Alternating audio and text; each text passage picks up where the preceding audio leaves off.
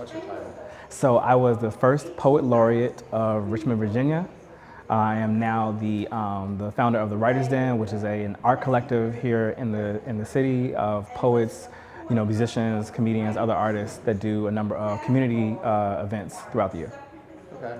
Can you tell me a little bit about what happened here today, or what it is that we're at? So we are at a celebration of Dr. King that the city has put together. So there have been a number of speakers, including Mayor Danny Avula. I was asked to be here today to do a poem to honor the legacy of Dr. King and to talk about the struggle and the resilience of Black Americans.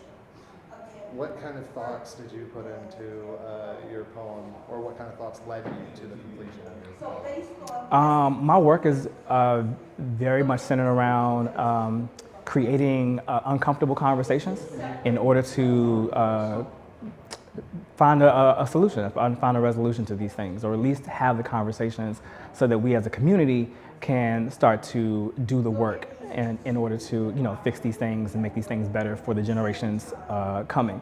So the poem is about holding this country accountable. It talks about the perils of capitalism and the intersectionality of capitalism and racism. Okay, wow, it's a lot to cover. It's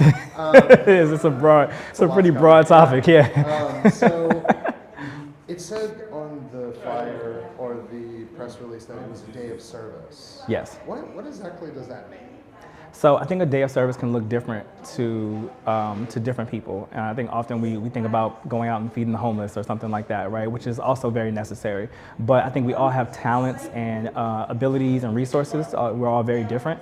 And I think if you're using your talents and your resources in order to make your community better than how you found it, then you are actively engaging in a day of service. Okay. If you didn't have to perform like a poem today, would you have still come here today?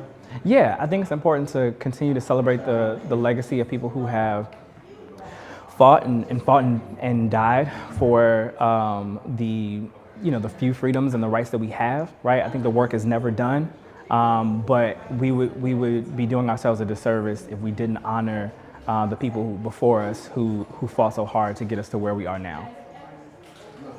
Is there anything that I didn't ask that you might want to add in, or you might want to say while you have the chance? I just want to encourage people to always do the research when it comes to MLK and really see the full story, and not just the story that we're given, right?